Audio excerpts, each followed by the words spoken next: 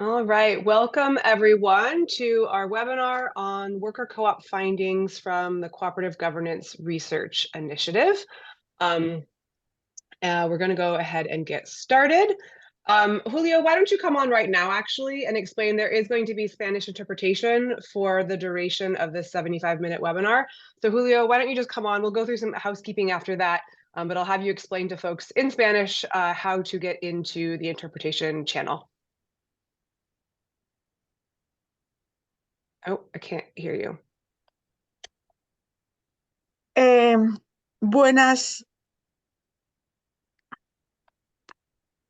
Buenos días a todos.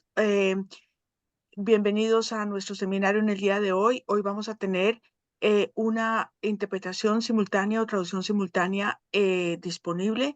Para poder tener acceso a la traducción simultánea en español, usted va a la parte inferior de su pantalla, si tiene un computador o una tableta, y hace clic, va sobre el icono del globo terráqueo y después escoge interpretación en su lenguaje de preferencia, en este caso, español. Hi, everybody. Today we welcome you to this seminar, which is going to have a Spanish simultaneous translation available. If you would prefer to listen to this seminar in Spanish, please go to the bottom of your screen and choose the interpretation icon. Click there and choose interpretation in your preferred language. Si usted está teniendo acceso a este seminario con un teléfono inteligente, por favor vaya a los tres punticos, haga clic sobre ellos y escoge el globo terráqueo de interpretación y escoja su lenguaje de preferencia. Gracias. Great, thank you so much, Adriana. All right, welcome everyone. I hope you'll get settled into the right language channel. I want to thank several people before we get started. First, I'd like to thank the Democracy at Work Institute and the U.S. Federation of Worker Cooperatives for providing both financial support for this report and the webinar and the simultaneous translation or interpretation, excuse me, and for providing feedback on the report as we were working through various drafts. I also would like to thank my colleague Yanni Liang, who is the researcher at the center, who's been doing a lot of the data analysis and writing with me for this report. And then lastly, I want to thank Megan Webster and Abby Grote, who are running the Zoom technology. They did a lot of promotions and registration and everything. So a lot of people worked to bring this both report and webinar to you today.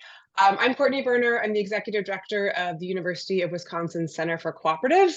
And I'd like to move into a little bit of housekeeping before we get started. So if I get next slide, please. So we already went through the Spanish interpretation. So hopefully you found your way to the correct place so that you can best listen to the webinar. This session is being recorded. We will share a PDF of the slides after the webinar. If you have any questions, please put them in the Q&A box. There will be time at the end, but please go ahead and enter questions as they come to you. My colleague, our colleague Abby, will be monitoring the chat box. And then two links that Abby will be dropping into the chat. One is a demographic survey that we ask you to complete at some point during the webinar. We collect this data to make sure that we are serving a broad and diverse audience and in compliance with some of our funders. The second link, and this is a bit of a spoiler alert, but the 2024 Cooperative Governance Research Initiative survey is coming out next week. And if you are listening to this and you're like, oh, I don't know if my co-op is did that back in 2021, but we want to be involved in 2024. It's an opt-in form where you can provide contact information for your cooperative. So please check those two links out. Before I introduce our panelists for today, I just want to tell you a little bit about the structure of our time together. I'll spend a little bit of time framing up the Cooperative Governance Research Initiative and a couple of findings from the Worker Co-op report that we just released. And then I have found this to be the most satisfying way for me to present the data and often for audiences to listen to it, is that then I'll present a little bit of data and then ask a couple questions of our panelists, who are all members of Worker Cooperatives, to reflect on that issue, that topic, that challenge in their own cooperative life. What's going well? What's been hard?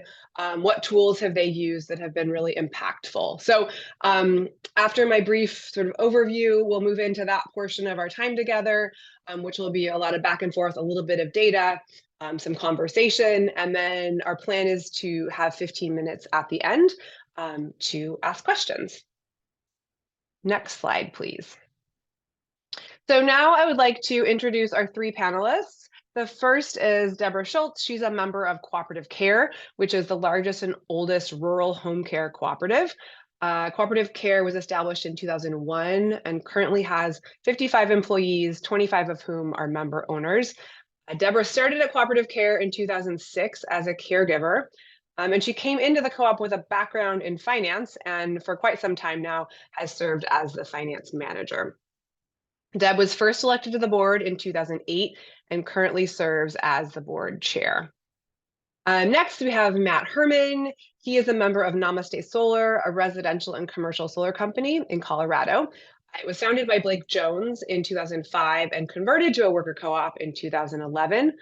Namaste has approximately 220 employees, about 60 are members, and 15 to 20 are sort of in their candidacy period.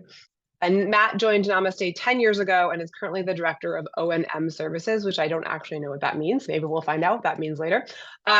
He has been on the Namaste board now for 3 years and is just finishing up his first year as board chair. So welcome, Matt.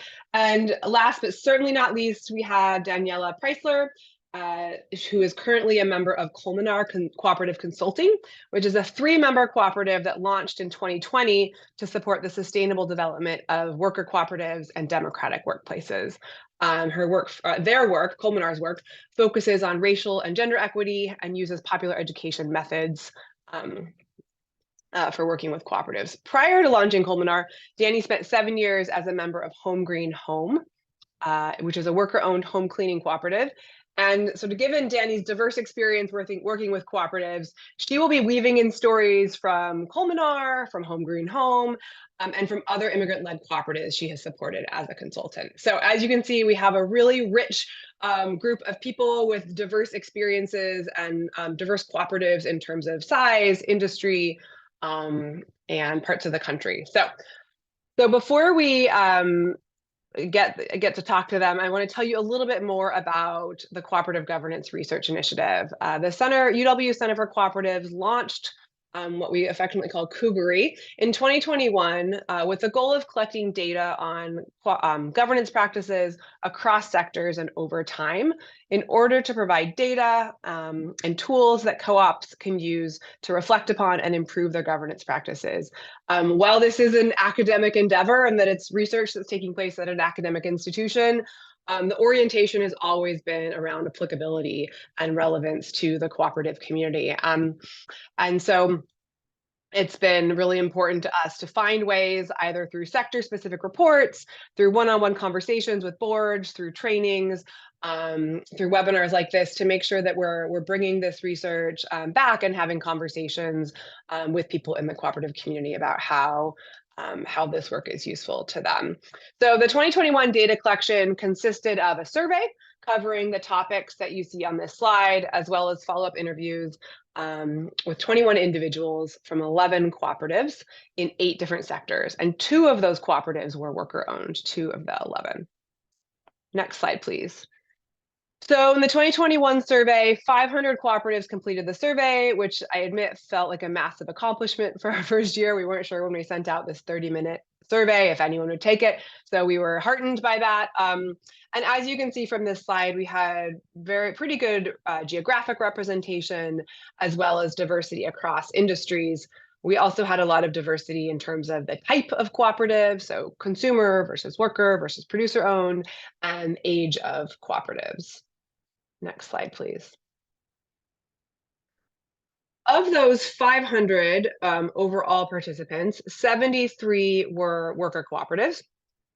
The 2021 COOGRI sample also included, I just want to note, 7 multi-stakeholder cooperatives that have a membership class for workers, but due to data limitations, those 7 multi-stakeholder cooperatives were excluded from this report, but they are in the overall data.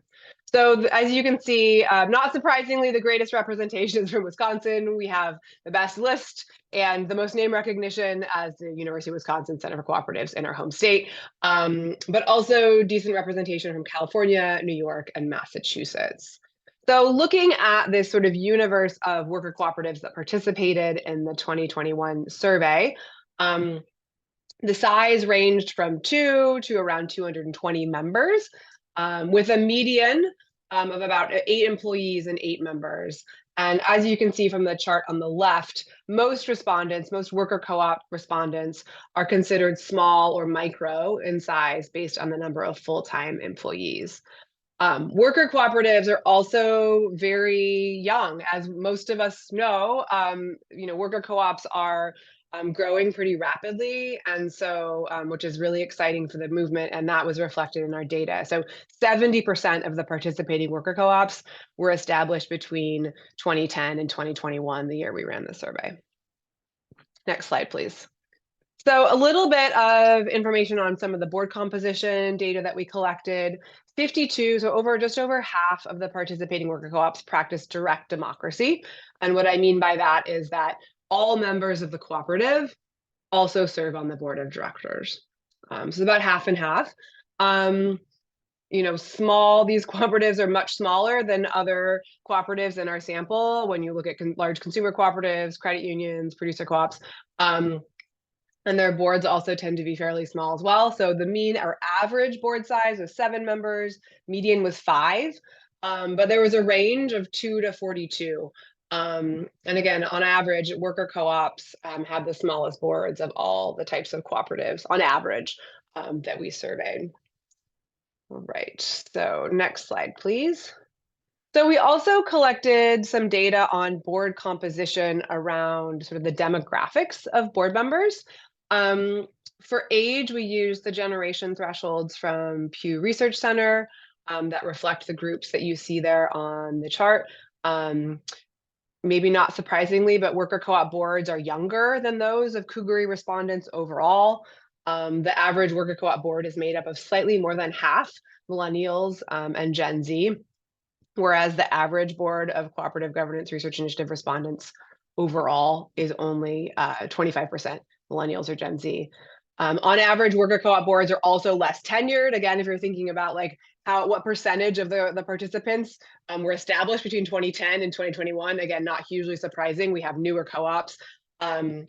But in the average participating worker co-op, 85% of directors have served on the board for fewer than 10 years, compared to 70% in all Cougary respondents. All right, next slide. We also asked about the gender of board members, and worker co-ops as a whole are more gender diverse than some other types of cooperatives, such as producer co-ops, insurance mutuals, and purchasing co-ops. But interestingly, the gender makeup of worker co-op boards can vary greatly between industries. So for example, a worker-owned childcare or home care cooperative is far more likely to have an almost all-female board, whereas a worker-owned construction firm is more likely to have a predominantly male board. Across all Cougary participants, the share of men on the average board is 62%. So again, a lot more gender diversity across all worker co-ops. But once you start to look at individual co-ops and their industry, some of that shifts around, again, just depending on the industry. And then the chart on the left shows the racial distribution of board members among participating worker co-ops. And across the different types of co-ops in the Cougary sample, so consumer, producer, worker, et cetera, worker co-ops had the highest average share of the board made up of Hispanic or Latino or Latinx directors. So there is, again, more racial and ethnic diversity in worker co-ops than in some of these other co-op types. So I just wanted to share some of those like sort of high level data. There's a lot more. One of the challenges of this project actually is like there's a lot to talk about, and so sifting and winnowing the best things to talk about. So I wanted to share a bit on board composition. And then before we dive into more on the data, I actually have a question for Danny. that I think will provide some helpful context for our participants. So Danny, you've worked closely with several immigrant-led cooperatives, which often incorporate as LLCs rather than cooperative corporations. Just so that everyone has a sense of this as we move into the conversation about some governance structures and practices, can you talk about how this legal difference can impact the governance structures and practices of some of these cooperatives that you've worked with? Mm-hmm. Yeah, thank you, Courtney. I'm very grateful to be here. And I thank you for the invitation. Yes, we have like several barriers as immigrants, and there's like LLC's legal structure tends to be more flexible on the governance structure. And even though it's not well, there's no like a law about cooperative corporations in every state. So the LLCs are it's like everywhere very similar, and the governance structure tends to be like very flexible. So you can structure something very horizontal. You can decide to have or not a board. You can decide to have or not committees, and in the sense that we've been always trying to people not be misled and think that they are employees of the cooperative and not worker owners. We usually recommend to have committees and general assemblies as the governance structure, and not to have like a board of directors. And that can happen with LLC legal structure, so that makes it easier. And people are usually more engaged because they have a lot to do. There's roles they have to cover for this to happen. So yeah, that's I would say the Great. main difference. Great, thank you so much. All right, next slide, please, Megan. So when we think of governance, we often think of the board of directors first. But since governance is really about democratic member control, I'd like to start our conversation today with member engagement. So the Kugri survey asked about election and annual meeting turnout, both of which unsurprisingly were very high in worker co-ops. We also asked how co-ops engage members beyond elections and annual meetings. Forums, as you can see on the slide, were the only specific strategy that worker co-ops said they used more often than Kugri respondents overall. Worker co-ops also listed other strategies more often. Worker co-ops were much less likely to use social media, events, a newsletter, and a comment box, which isn't really surprising given the small size of many worker co-ops and the employment-based nature of the relationship between members and the co-ops. So the value proposition, even in a small worker co-op, though, the value proposition of democratic member control erodes, or it can erode, if it doesn't feel tangible or meaningful to members. You each come from cooperatives of different sizes and industries. What strategies, or what's a particular useful strategy that you have used in your cooperative to keep members engaged and to make sure that membership feels meaningful? Deb, do you want to start? Sure. Good afternoon, everyone. Coming to you from Wisconsin, Cooperative Care, been in business since 2001. And this particular issue has been an evolving and changing challenge. The normal things that you would do, be on the board would keep you engaged, serving on a committee would keep you engaged. But we have found that it's generally not enough. We, need more people to participate. One of the things that we've been doing is quarterly meetings. So, every 3 months we pull the group together, all of the members together, to do some kind of a training, some kind of a business update, and some discussion. And that has started to help a little bit, but we are searching and looking for other ways to engage members all the time. And I would imagine that, co-op to co-op, that probably just needs to be looked at on a pretty regular basis, depending on, what kind of engagement you're having. Great, thanks, Deb. Matt, you want to chime in? And then Danny? Yeah, absolutely. So, I mean, for our cooperative, I think the story we tend to tell is, patronage dividends and profit sharing are obviously the most clear way to show value of the cooperative, but it doesn't necessarily drive that engagement and belief that there are, benefits based on our governance structure. And for us, there's continually been this, at a little over 200 folks, the narrative of dilution of our governance structure is ever present. So frankly, we've been challenging our ornery co-ownership to, embrace a perspective of abundance and evolution. We're getting more diverse perspectives that allow us to come up with better proposals and make better decisions. As Deb said, there's opportunities for committees and task forces and things like that folks can join, but the most effective way to proactively reinforce the benefit of governance is, for us, debate and voting, and ideally on somewhat controversial items, and ideally led by a different cast of characters. So, and it also requires us to set regular meetings, right? We need to get together to actually have that discourse. So in an effort to show and not tell, I talk about the benefits constantly as board chair to kind of carry that torch. Just been kind of throwing some grenades into the mix of to try to spark that spicy conversation. For instance, proposed a company-wide bonus at our last retreat as a co-owner-led action, and it sparked some incredibly passionate conversation and, really importantly, pulled out some dissenting voices in the group. From my perspective, the result from something like that isn't actually that important. It's really providing that space for folks to feel that passion and feel empowered to speak up to it. And, just remind folks the gift of democracy is not getting your way necessarily. It's that you have an opportunity for your voice to be heard and to hear those that disagree with you. So, I think best way we've done it is again, actually push for votes that spark some controversial conversation. Great. Thanks, Matt. Danny? Yeah.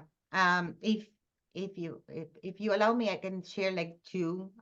Like my former cooperative, we were between 10 and 15 people all the time. We were like, it varies. It varied year by year, but I think that I agree with everything that you both are saying, Deb and Matt, and also what we did. We actually did monthly meetings, as we were as for every decision we had to actually have an assembly meeting. But there was like work behind from the committee to bring the proposal or to bring the issue to that was necessary to make a decision on. And so we will have monthly meetings. What we did realize in that one was how people were it's not that they were not engaged, they were so busy that it's so hard. It was like 8 hours working, cleaning houses, right? And then coming into a meeting was really hard.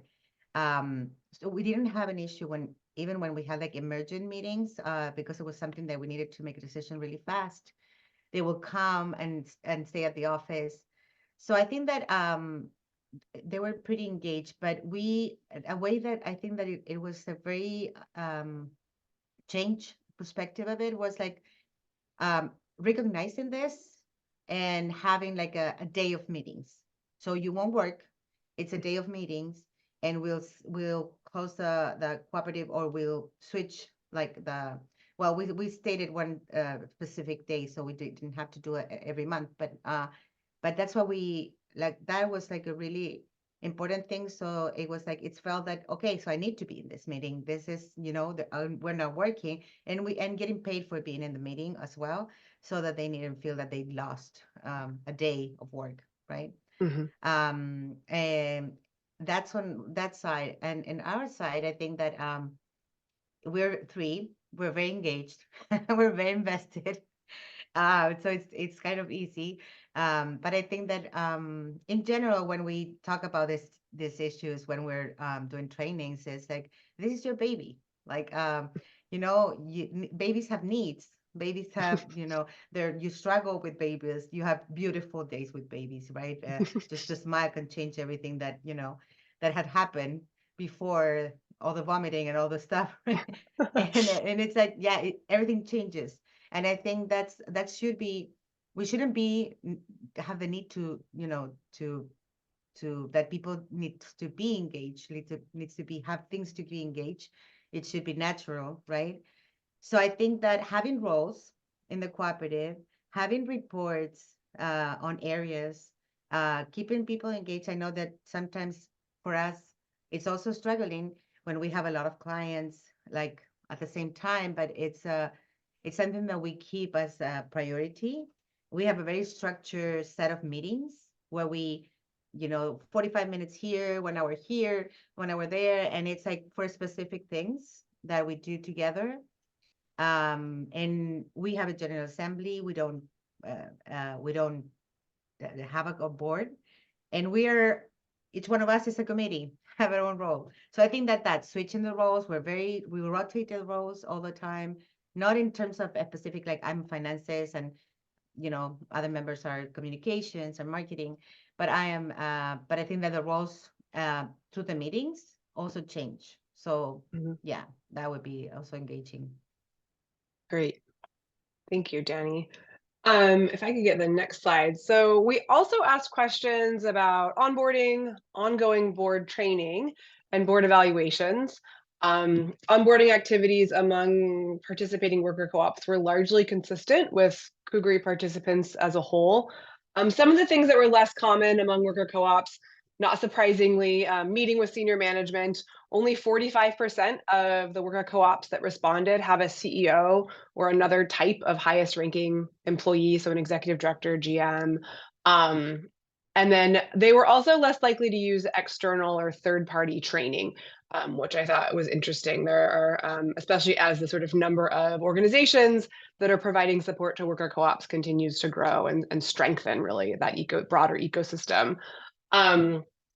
More common among worker cooperatives. I found this funny. In so many of the questions, like other activities or like other ways of doing things were the most common response. We'll get to that later in the context of meeting practices.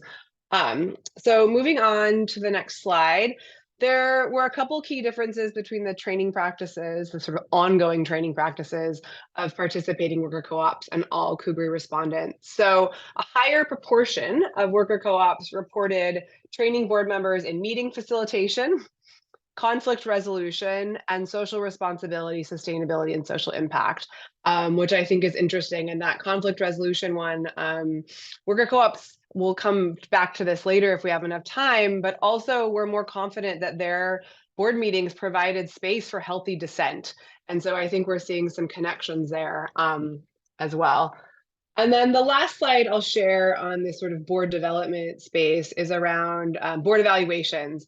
And I would argue that there's a lot of room for improvement in the area of board evaluations, though this isn't just true for worker co-ops. This is true across co-ops. So less than 1/3 of participating worker co-ops reported conducting annual evaluations of board committees, of board chairs, of individual directors, and the board as a whole.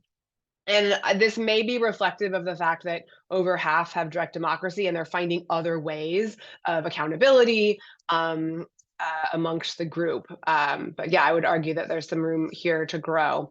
So my question though for our panelists, I want to circle back to onboarding.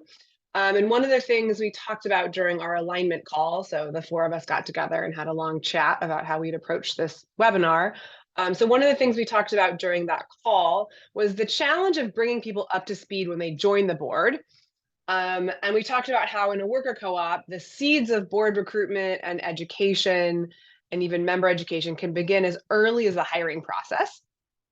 So I think it'd be helpful for each of you if you could describe your candidacy period. So how long someone works at the co-op before they can apply for membership. And share any employee or director onboarding practices you've used that have been particularly effective at getting people sort of in the pipeline and ready for board service. Danny, you want to start with you and then we'll go back Danny, Matt, and then Deb? Yeah, again, I'm gonna share 2 experiences because I think it's important.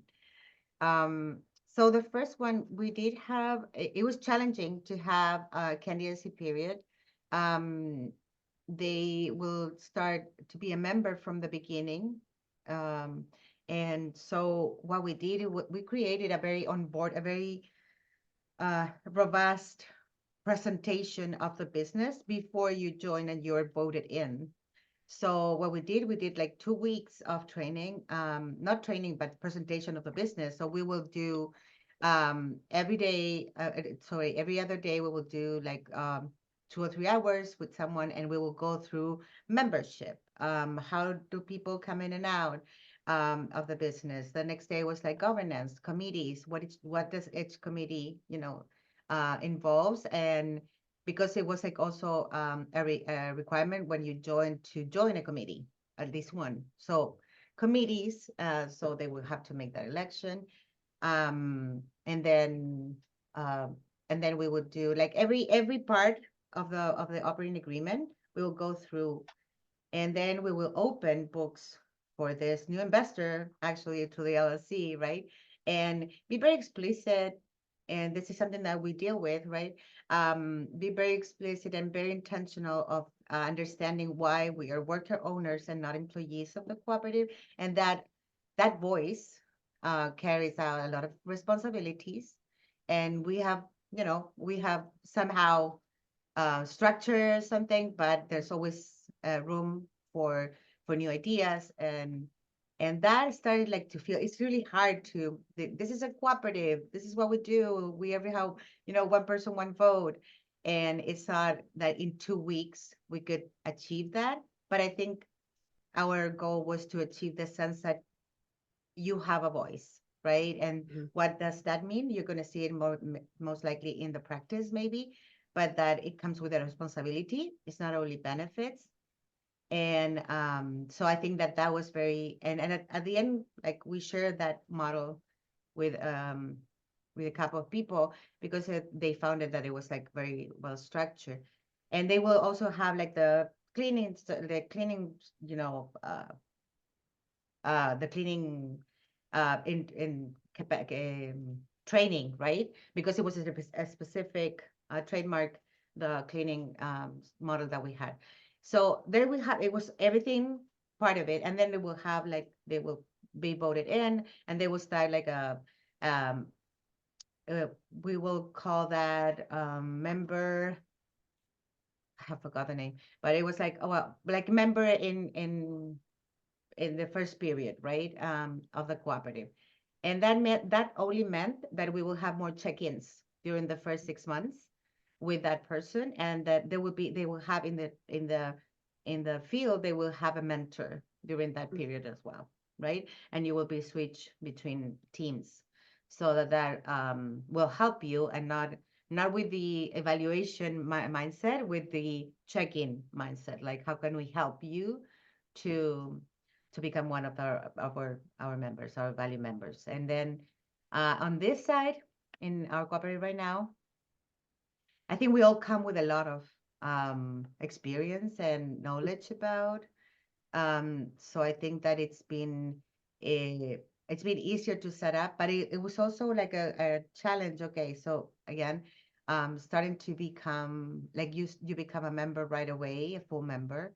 So we decided to collaborate. As we are consulting, we decided to have a period with collaboration with consultants, and with the expectation of, with the offer to, after a certain period of time, become a member of Worker Cooperative, or that they could apply to become one, right? So it's like it was kind of different. So we started like working collaboration. So we just did this whole process, and then we had very, I think, also good onboarding setup. And we tried to also mentor in each area that we go. We're only 2. The other member was the 3rd. So yeah. I think we tried to do and go over everything, like the first couple of months we've been working, that we work together. Great. Thanks, Jenny. Mhm. Matt? That's a great question. I like the concept of sort of planting seeds, active recruitment, and onboarding for the board members you're trying to get on staff here. And as far as planting seeds, before you become a co-owner at Namaste, so there's a 1-year candidacy period you go through, and through that we have a mentorship, or a mentor that's assigned to you, and we have 6 learning sessions, one which is actually focused on the board, so structure, how you become board member, roles and responsibilities, things like that. On the active recruiting side, the board members will typically identify, and these are for internal board members that we have, typically will identify folks that might fill out gaps in our representation. So say we have everyone on the commercial side of our business and we don't have anyone that's in that residential side, which is half of our organization. We might be more intentional in recruiting folks that are in that space, or perhaps they fill out a gap we have. Hey, we don't have anyone representing accounting. Let's go find someone that's in that boat. As far as onboarding, we'll typically run through some initial calls with our internal board members that come on. We have a repository of information we'll summarize. We have roles and responsibilities. But really, I think that the most challenging piece for folks is to distill two topics.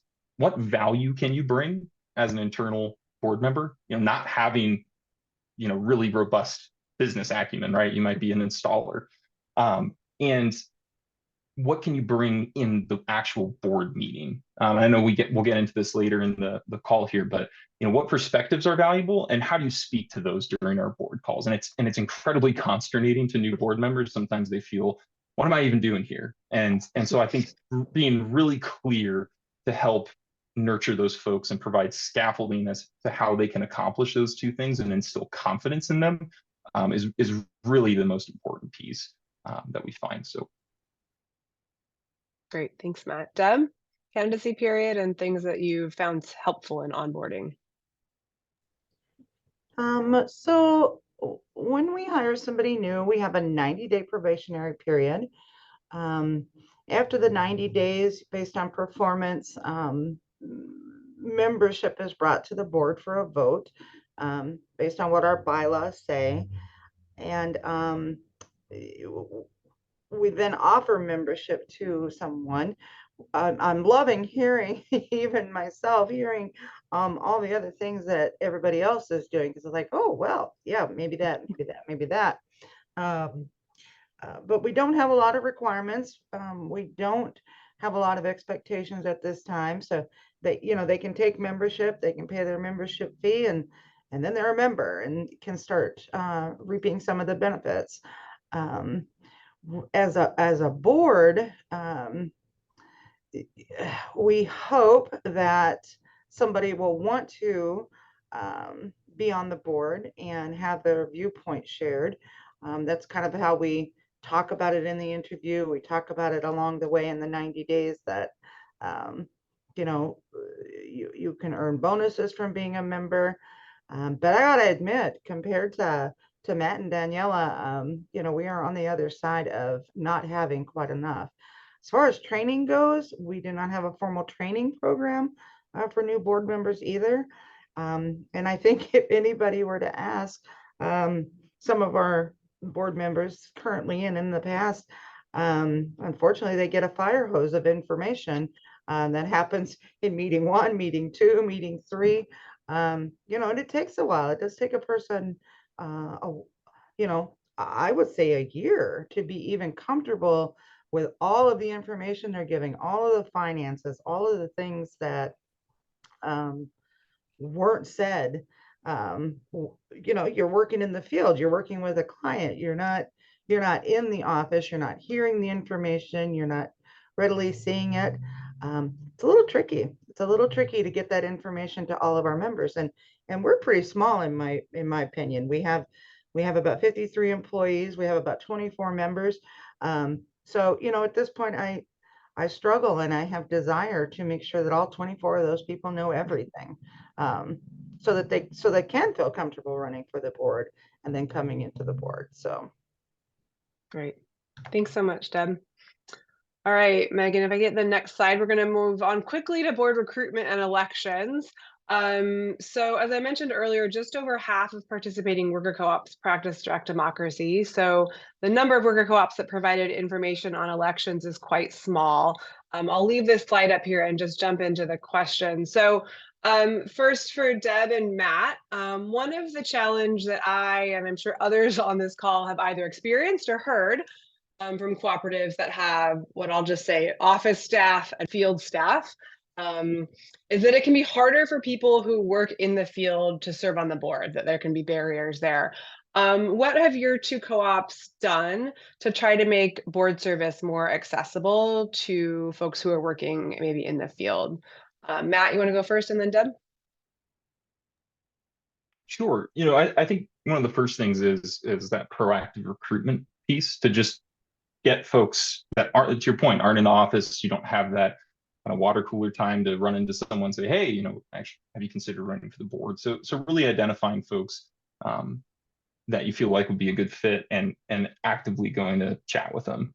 Once you get those folks on the board, making sure to coordinate those meetings around times that typically work well for our field staff. So earlier in the morning, so they could still potentially go out the rest of the day, and be able to make time for delivering on installation or maintenance and things like that. We also try to have mentorship opportunities for those folks. If we hold our, we'll get together as internal board members on a regular interval, making sure to hold those after hours so those folks can actually make it to those calls. And we also pay folks for that time. I know we talk about compensation later, but especially for folks that are in the field, making sure that time is compensated is critically important for them. And then I think the last thing, just setting expectations with project managers, folks like that know this is coming, they can plan around it, and make sure that person's feeling very comfortable taking that time. Great, thanks, Matt. Deb? So, this has been a struggle. And I would venture a guess that a lot of co-ops kind of struggle with this. But we, in the last couple of years, have made a conscious effort, like, okay, these committees need to meet. There needs to be work done. We need to start addressing some things. So pulling these committees together. And sometimes it's a choice. For us in particular, we're either going to provide service to the client, or we're going to bring them in for a meeting, because in some cases we can't do both. So it may mean we're leaving clients on the table or some billable hours on the table to accommodate that. To get board members and to get just even members that are on these committees in to have discussions. We've just recently said, okay, we're doing a board meeting every third Wednesday. We're doing a membership meeting 8 to 10 every Wednesday or every other. And it's just a conscious effort, and you just got to stick to that. Now, one of the things we do pay our board members and our caregivers who come in for meetings, we do pay them wage. So they do not bear any burden by doing board work for coming in, and not doing their normal, the normal hat that they have. So we do compensate hour for hour, all of their board work and contributions. So. Great. Thank you. Okay, for time's sake, I'm going to hop into the next topic, which is meeting practices. So we all know that meetings are a big part of cooperative life. And among Kugri respondents, worker co-ops held the highest number of meetings on average in the last year, but they had the shortest meetings. So the most meetings, but they on average were the shortest. So 80% of worker co-op board meetings in the previous 12 months lasted 2 hours or less. So one of the other things that varied, I mentioned this earlier, is that agenda setting practices, which is what you see on this slide, differed pretty significantly between worker co-ops and other Kugri respondents. So worker co-ops reported using other processes for setting the agenda more than sort of some of the traditional pathways, which is like the board chair or the CEO or the board chair and CEO jointly. And so examples of other processes cited by respondents included, the board chair, but with input from the full board. All board members were involved. All members were involved. Specific circles, maybe if they're using sociocracy, which there's an explanation of sociocracy in the report. I won't get into that here. Or committees, or even a subset of the board. So maybe the board chair, the secretary, or the board chair and the chief operating officer. Several respondents noted and highlighted the sort of collective nature of their agenda setting process, and even that this responsibility might be rotated among members. Next slide, please. This was similar in terms of meeting facilitation. So again, 40% said they have some other structure. This is not what we saw. 7% across all respondents listed another structure. And far fewer worker co-ops delegate this responsibility to the CEO or a sort of top sort of highest ranking employee or the board chair. And again, these responses make sense because worker co-ops, again, also often rotate meeting facilitation among members. And I think there's the most diversity sort of in practices across worker co-ops than like across consumer co-ops or across producer co-ops. There's just a ton of differences, whether folks are practicing direct democracy, whether they're quite small or quite large, whether they have a CEO or highest ranking employee or not. And so they're finding a lot of other sort of like answers that don't fit into these buckets as much. So the question for all of you is, cooperatives require a lot of meetings, as we know, and that meeting time is precious. It can be easy to go off on tangents and sort of difficult to strike the balance between process and outcomes. Both are important, and sort of how do you hold both? So question, what practices or structures, specific practices or structures have you used to make sure the board is getting the most out of its time together? And Danny, why don't we start with you and then go Deb and then Matt.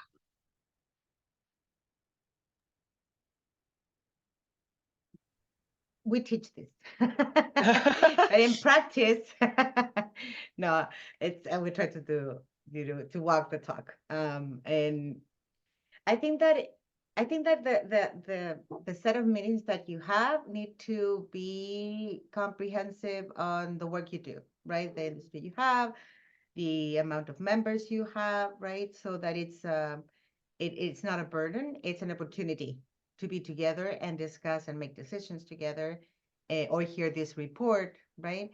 So I think the agenda, it's so important. For example, we started with a meeting on Fridays, that it was like 2 hours and it became 3, 4, I don't know, many hours, because we're meeting once a week, right, at the beginning. Then we restructured that and we said, okay, so we need a check-in every Monday so that we all know where we at and how we organize the week for everyone. And then and that will be an opportunity also to check on any scheduling issue, right? And so we will do that, and we will go over the next 2 weeks, right? And then we had like a income meeting, which was, okay, everything is about sales, members. And then we started like growing and said, okay, we need a platform. So we got Asana and it started working really good. Before we got Airtable as well for CRM, but then Asana was something that will help us do the work together, right? So we don't have to meet all the time. We have a profile, we know our staff, we can tag each other, right, if we need anyone's help. But we have a meeting of reporting this, where we at, what we need, what is in the horizon, what is coming up. Do I need to set up a meeting, an extra meeting? And I think that's the way we've been struggling. I mean, we've been structuring these meetings to be very consistent with our needs, to work together and to keep each other accountable. And I think we had just had a retreat and we went into strategy and planning for this rest of the year in 2025 and on the beginning of 2025, and we set up a new structure of meetings. And I think that it's been like developing better. I think we've been like, we have this, we have monthly meetings, we have weekly meetings, we have every other week meetings. And I think that we rotate facilitation and taking notes and timekeepers. And we do also in terms of, because what happens and entangles sometimes the meeting is because you don't have where to bring an issue, right? So something happens and you get in these conversations that lead to another one, right? So I think that what we are all facilitators, that makes it easier, but I think that we have an opportunity to keep ourselves check in personally and in terms of our work together. So we have regular check-ins, one-on-ones, and regular also groupal check-ins. So that keeps us like with a space, a container for those conversations. We have that container. So if something is happening, we know we're going to see each other, you know, in next week or something, and I can bring that. I think obviously also that needs a very a construction of trust, continuous construction of trust among members. That I think that's very important. That if they all feel like this is happening for a reason, that we understand, that we feel like we if I need some training or capacitation, something, I can ask, and it's welcome. It's like, of course, professional development, we all want to be on board, and we want everyone to feel that when they're making decisions, they are making decisions informed and they really understand what they're doing. Again, it's like when you share the care of the baby, it's like you want everyone to have every tool, every resource that they need to do it, and so that you're comfortable working and not, you know, worrying about what's going on with your baby. So I think that's yeah. Right. Great. Thank you, Danny. Took a long. Deb? So we have one meeting a month for 2 hours is generally what we schedule for a board meeting. So that time is very precious, and we need to fit quite a bit into that 2 hours. So it needs to be really meaningful. So we have a pretty standard agenda of things that we run through. And the work that needs to be done is other meetings, it's committee meetings. It's, you know, we kind of flush down things to those committees because that's where the work needs to get done. That's where the research, that's where the conversations need to happen. Committee brings a recommendation to the board. There's some discussion if there needs to be, and it goes for a vote. So that's one of the ways that we, you know, make the most out of board members' time is the work has already been done and the due diligence to bring whatever needs to come for a vote to the board. So. Yeah, and it definitely came up on the alignment call that you've really sort of beefed up that committee structure as very intentionally to like have downstream effects on your board meetings. Well, it's interesting because we've always had committees. They just weren't really alive. COVID kind of put some of that to rest. And so we've always had committees that do work.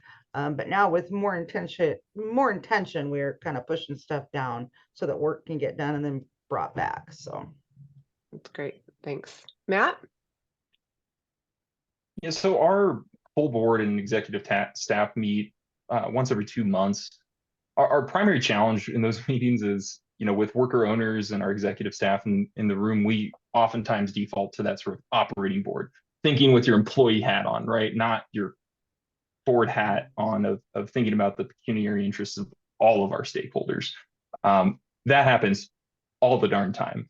And I think the primary thing we found as being helpful is, you know, first, as I've already mentioned, having a well-crafted agenda, a memo that addresses all of those topics with information so that we don't have to have those questions during the board meeting itself, and trying to build consensus outside the meeting.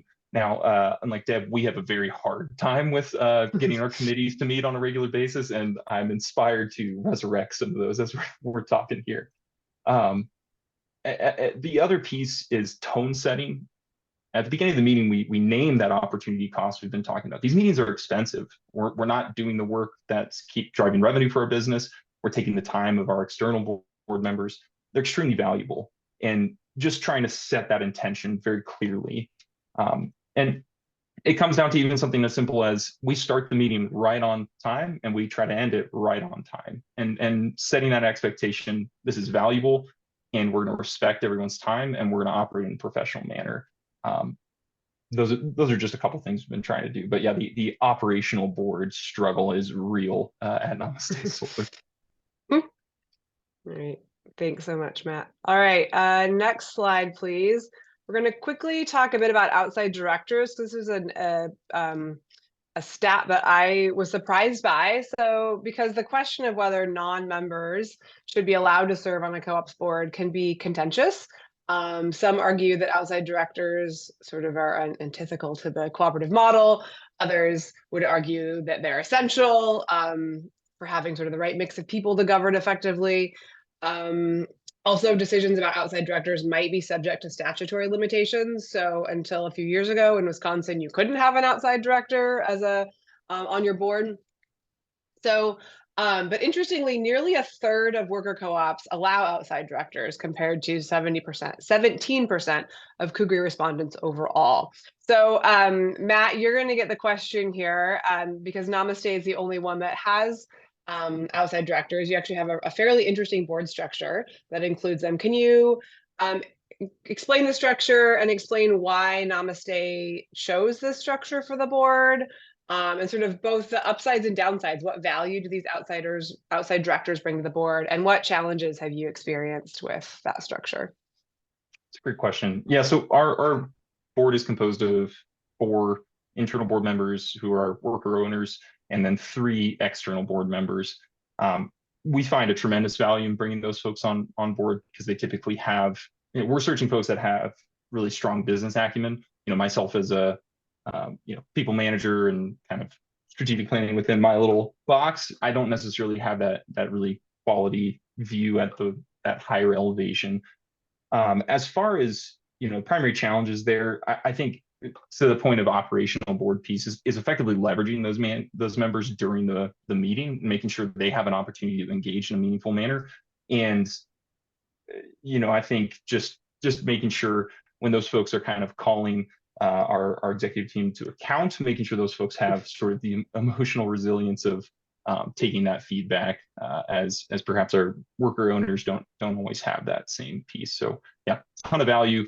And frankly, the tensions aren't that great. I've been thrilled to have those folks on board. Okay, great. So really quickly, because we've got one more slide, and but Deb and Danny, I know you don't have outside directors, but there are a lot of ways to bring in outside expertise without putting someone on your board. So quickly, are there any specific ways that you have leveraged outside expertise to support your board that you think you'd like to mention?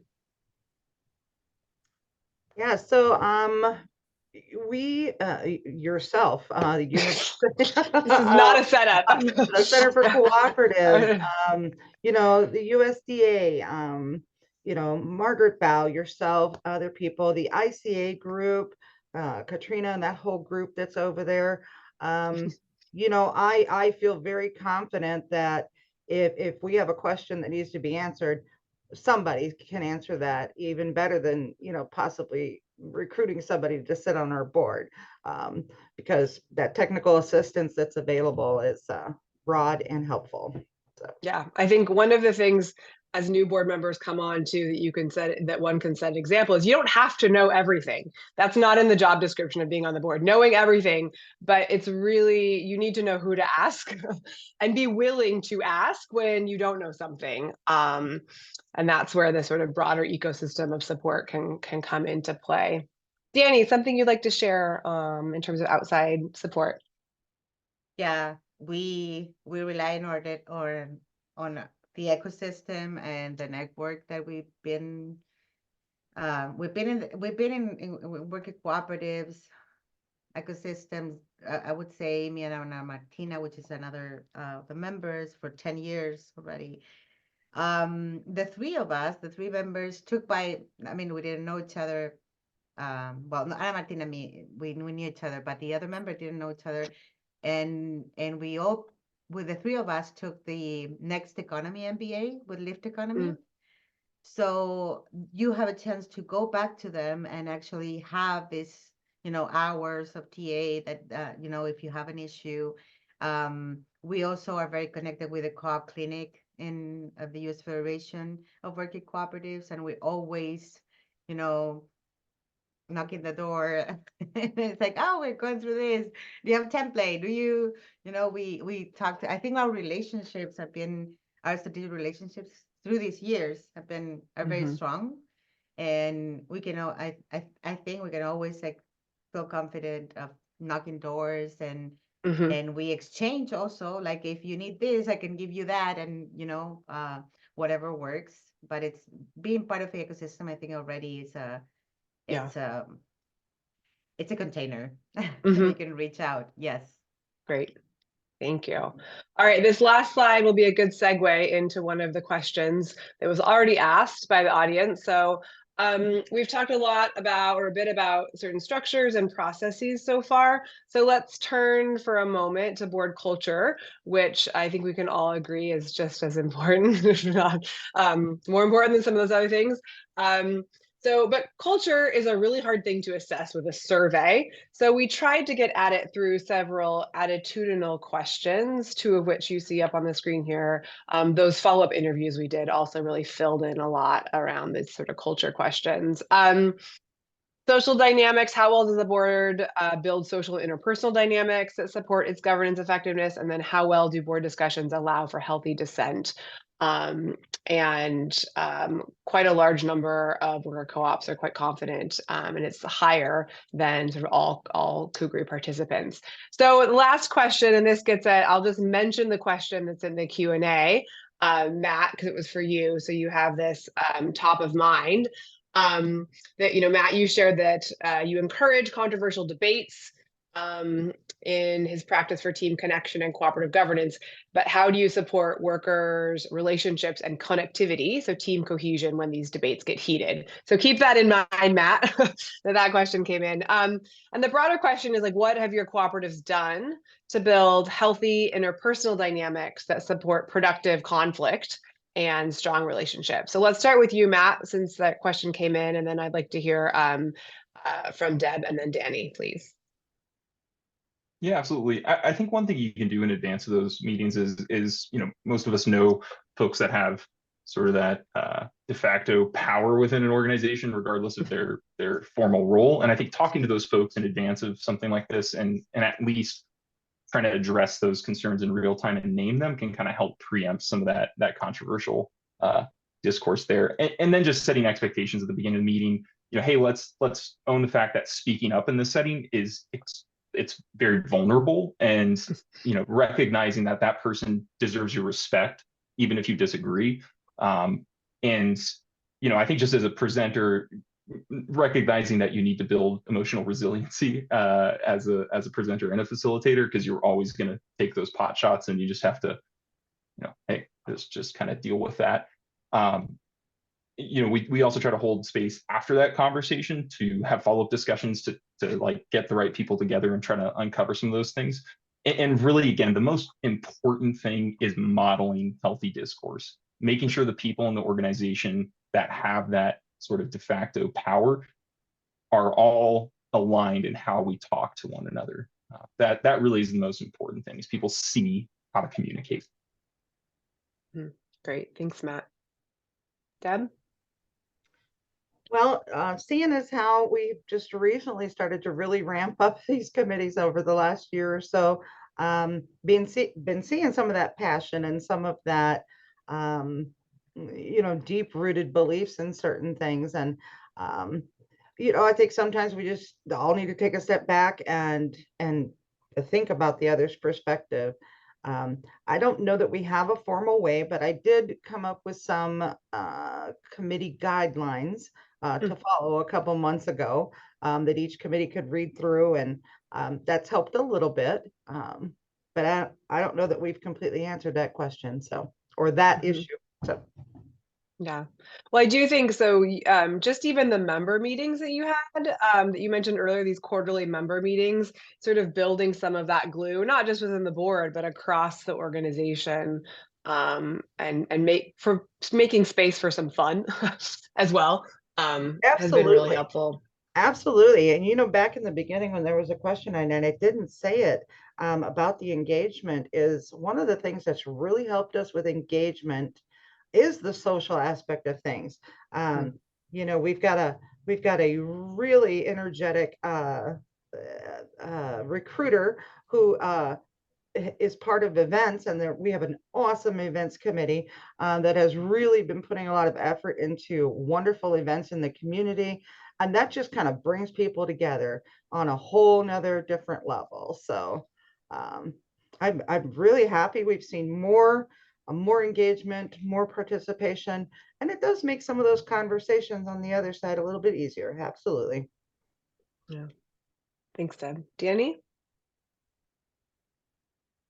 Totally agree with Deb and also Matt. I think I will not go into details because of time also, but I think that we didn't expect, for example, for us, we were 3 at the beginning. We didn't expect that we would have like a big conflict, because it was like, you know, we're all in this, it's hard. Startups are always hard, right? But that happened, and we went through a really hard time, a really rough time, and we lost one of the members last year. So I think after that, Ana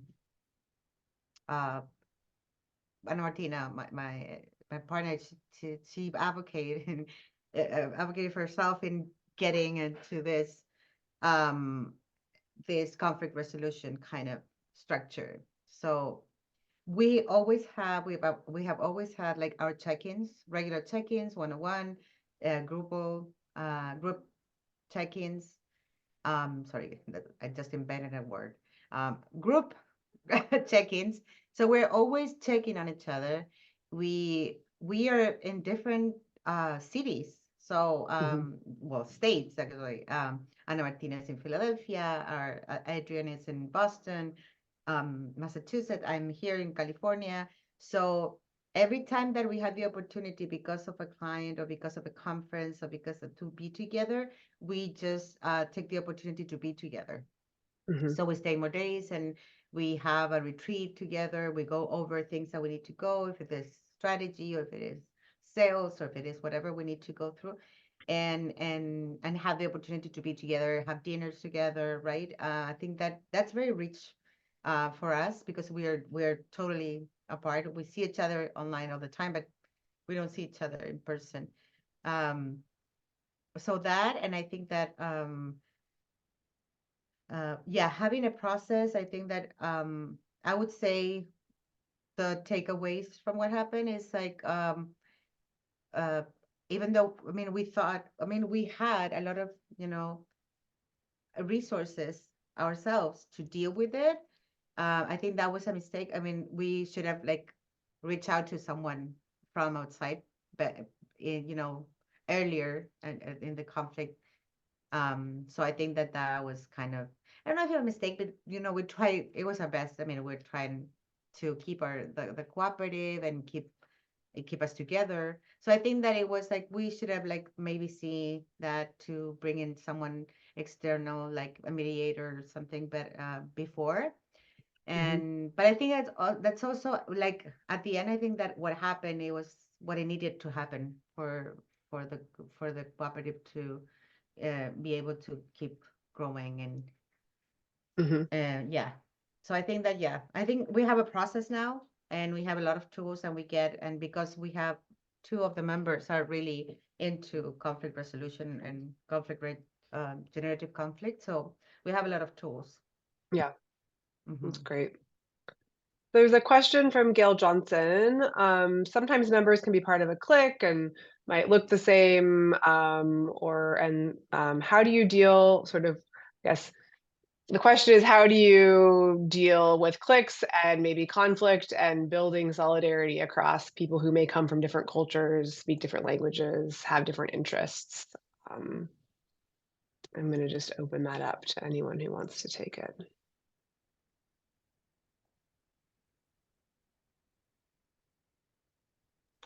Well, you know, so I would say that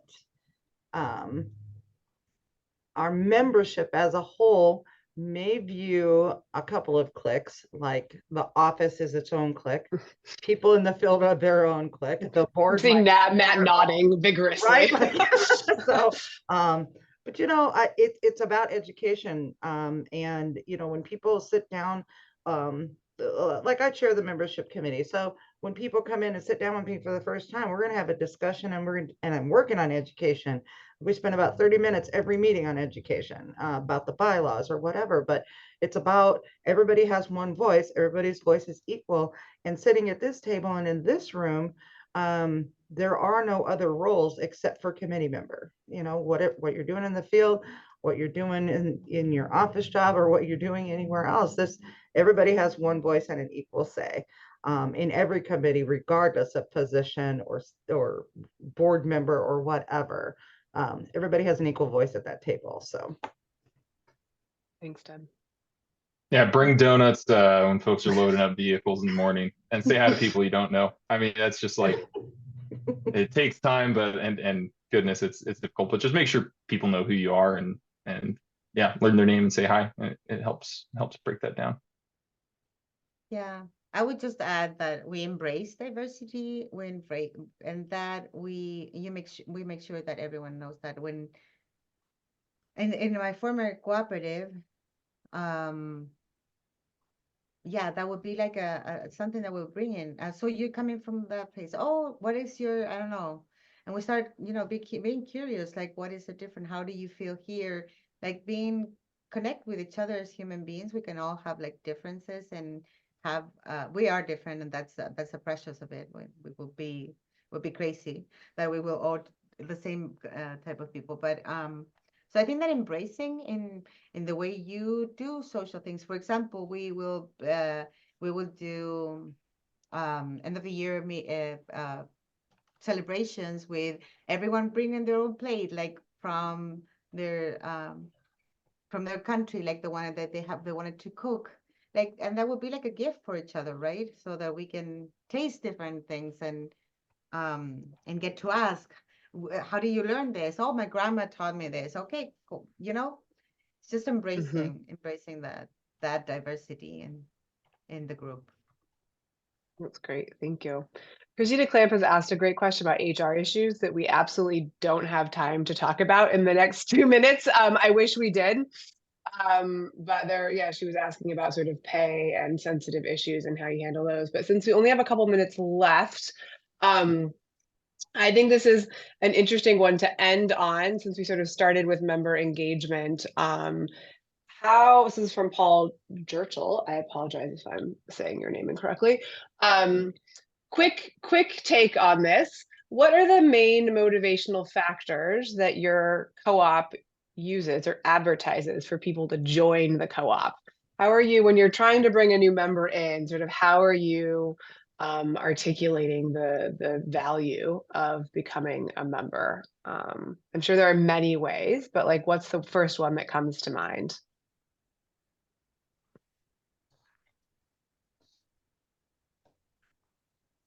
I think dividends are a really basic piece. Hey, we do profit sharing. We all share in our success.